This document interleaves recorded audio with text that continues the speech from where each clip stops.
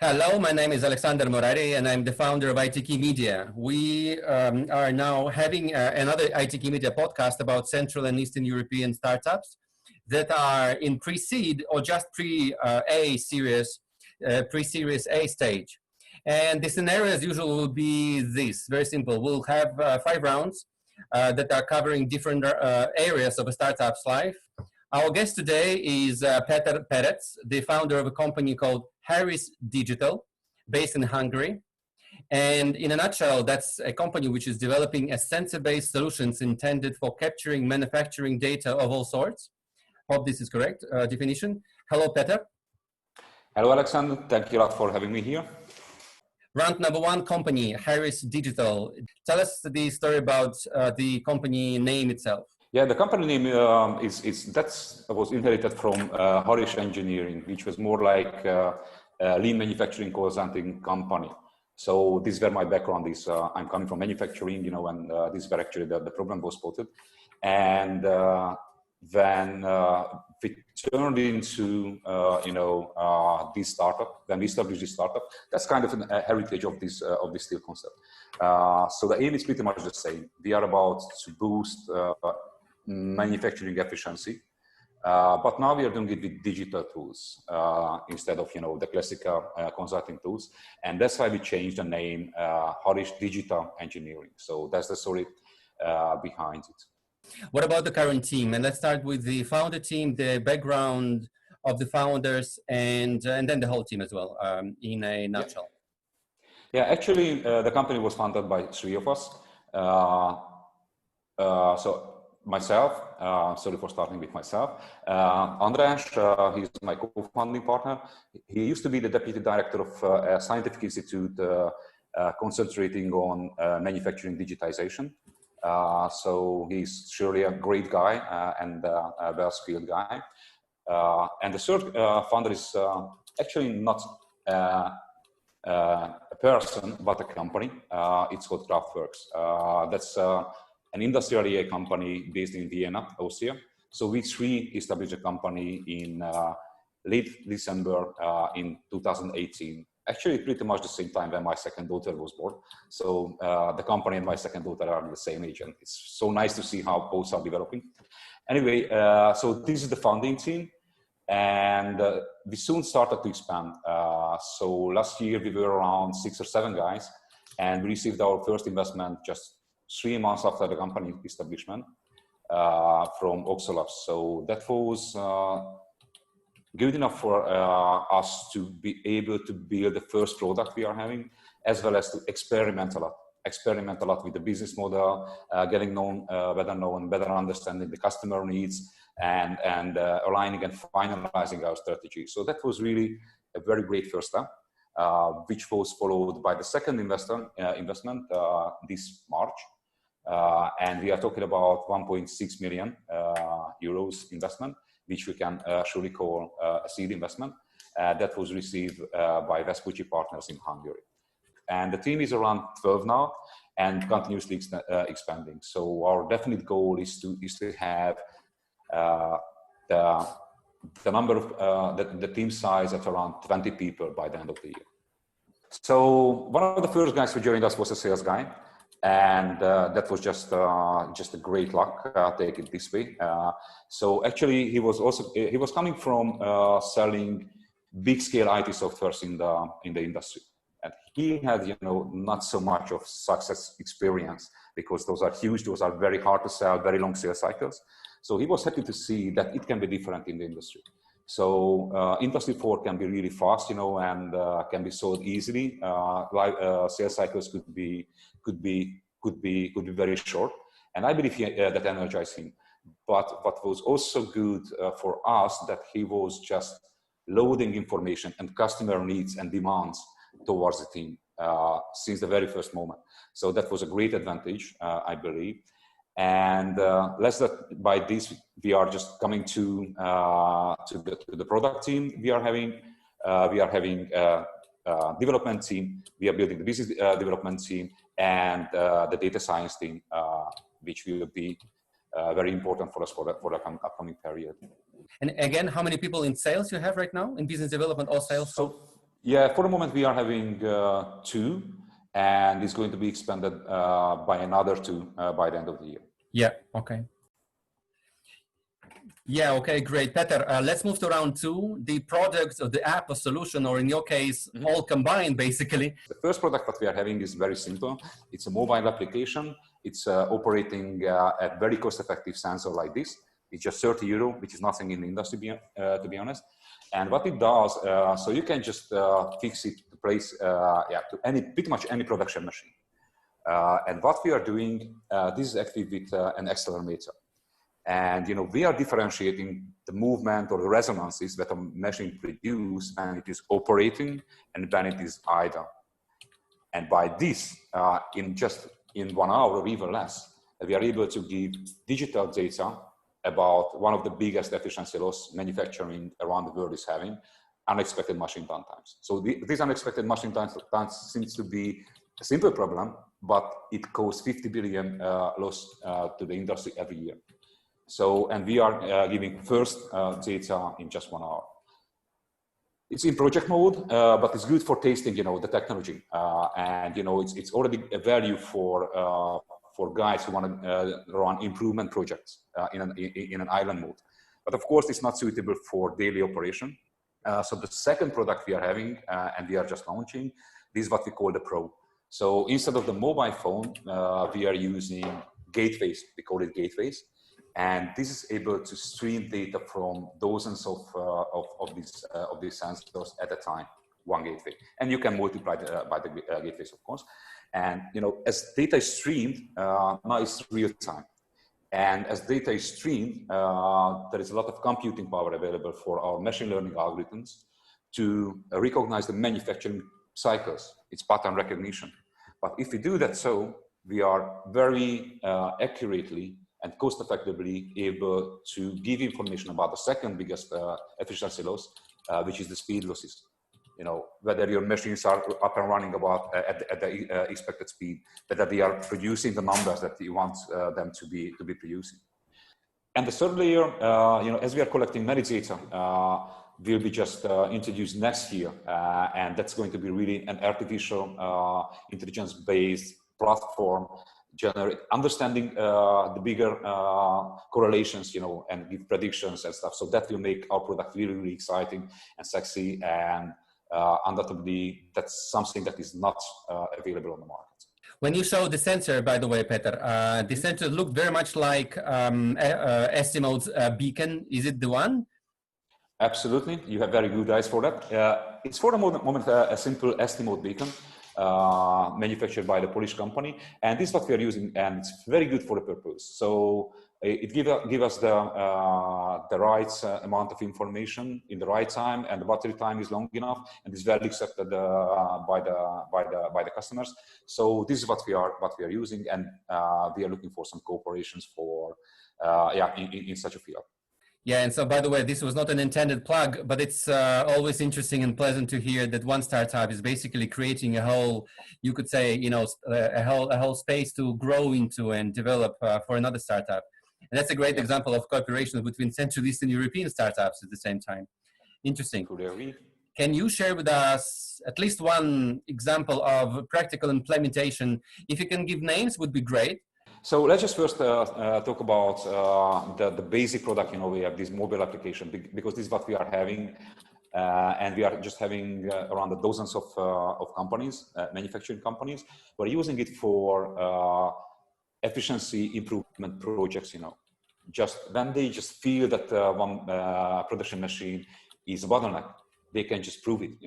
They can collect data, they can make it a baseline. And they discuss it with experts. They make the projects and achieve efficiency improvements in a batch mode, and they can normally just measure back the results.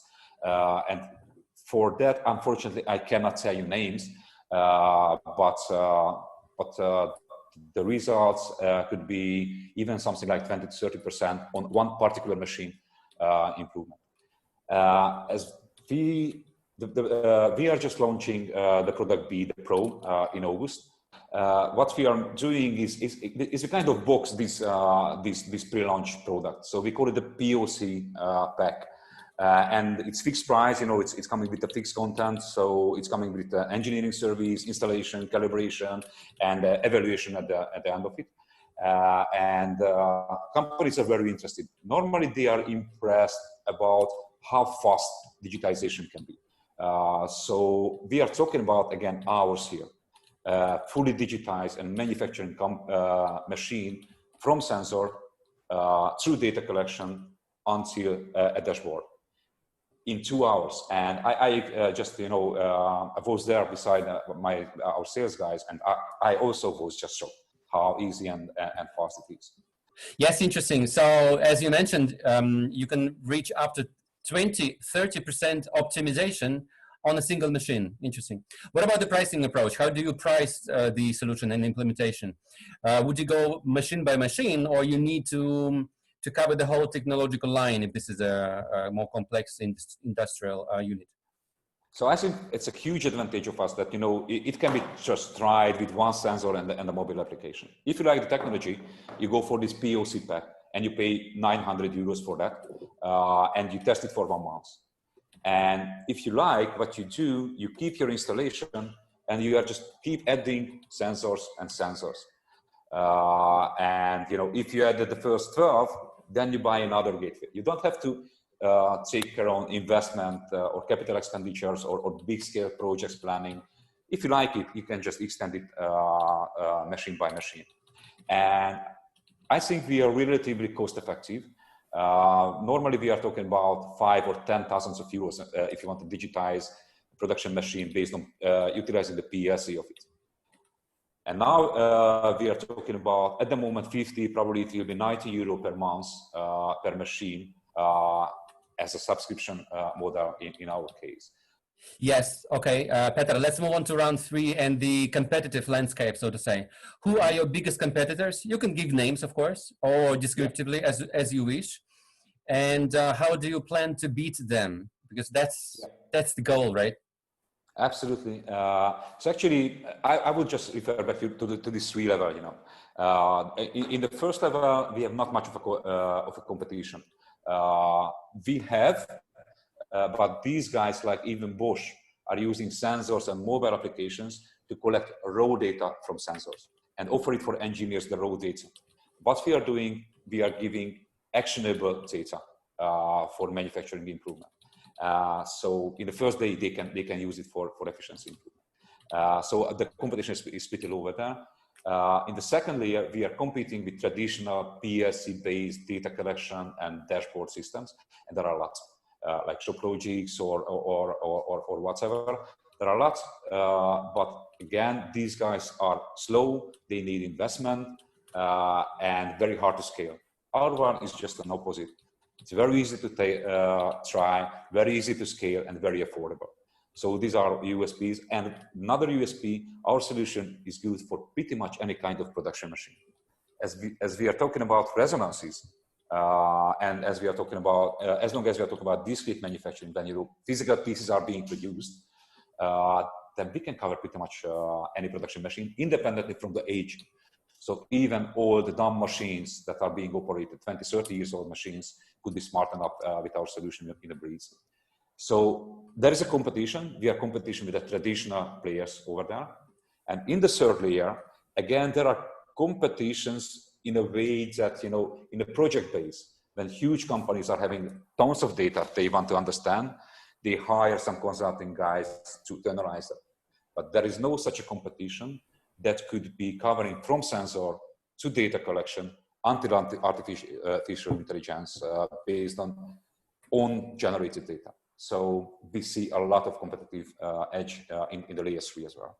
Do you sell the platform, the hardware, software, and the combination of the solution, and the clients are analyzing, interpreting data by themselves and make this raw data, turn raw data into actionable data? Or do you have to contribute your own expertise into this?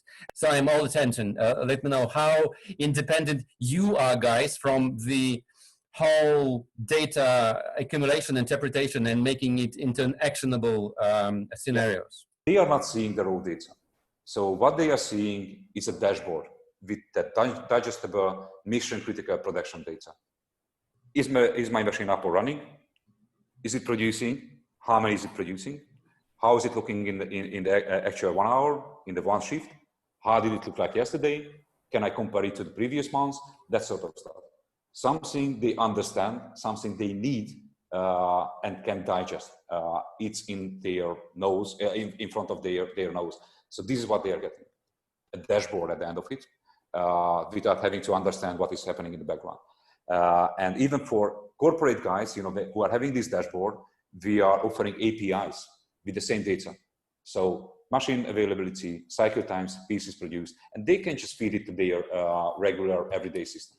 In 3 words, would you be able to describe the competitive advantages of your solution? 3 words, just 3 words. Yeah. It's so fast. It's so easy to scale, and it's cost effective. Peter, okay, thank you very much for that. That was a very comprehensive answer. Let's move on to round 4, company ups and downs. What are the biggest successes and biggest failures in the last 6 months or so? Let's say first half of this year. The biggest down is that we had a very short investment period of the first one. We had to spend the money because there was some IO fund behind it in 9 months, and we had to spend it by end of November. And we just received the second round of investment in March. So we had, very hard time surviving. We had very hard time keeping the team integrated and motivated, and in the meantime, still going on with the product development and stuff. That was very difficult for the company, personally, to our families. It was, just really poking deep in the valley of that.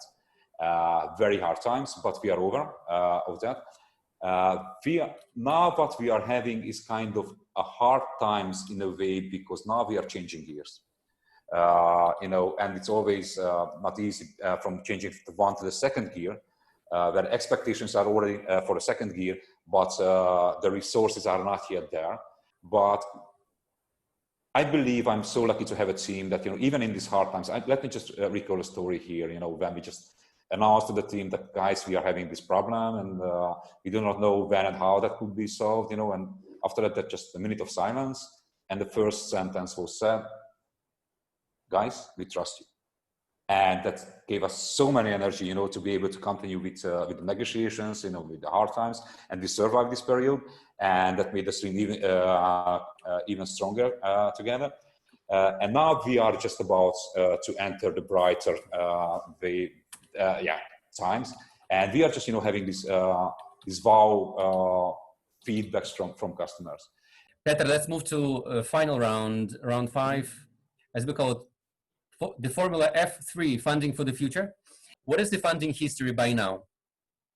Yeah, actually, our first investment was received 2019 February.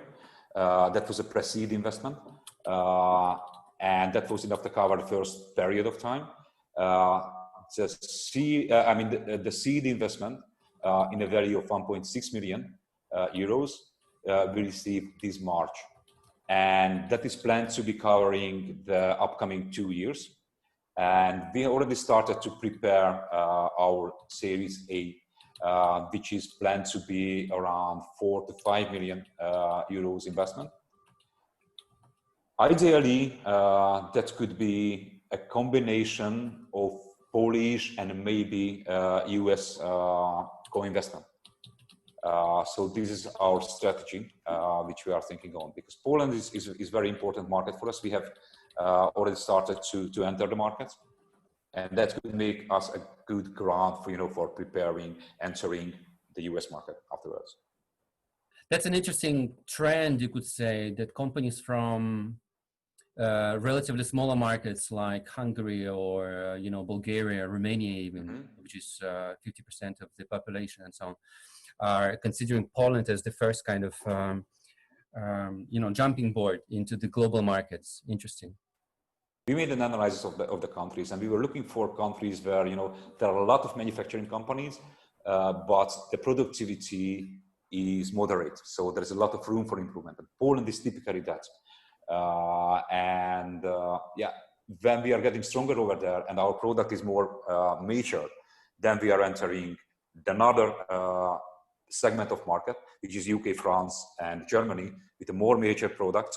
But again, over there are a lot of manufacturing companies with, of course, higher efficiency. Over there, layer 3 will be an adequate product for sure.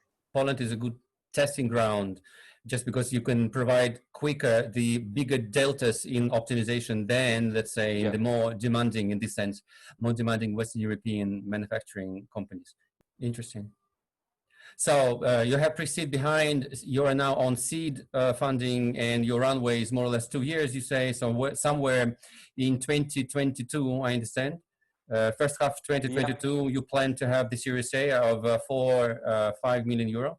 What's the and what about the current budget that you have from investors? How do you plan to spend it, and what's the goal that you have for yourselves to reach by? I mean, the most ambitious goals, of course, to reach by March or first half 2022, just before Series A.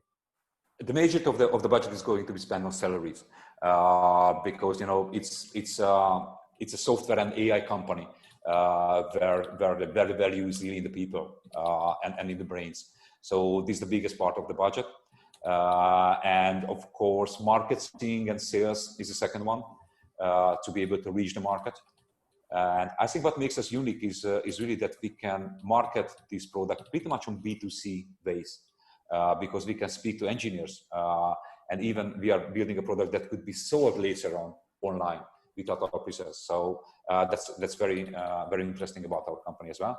So this is the second biggest one, and by this we are aiming to achieve 100 paying customers by end of 2021, and that would give us at least something like 50,000 euro recurring revenue per month. So which could be a good base for inviting new capitals.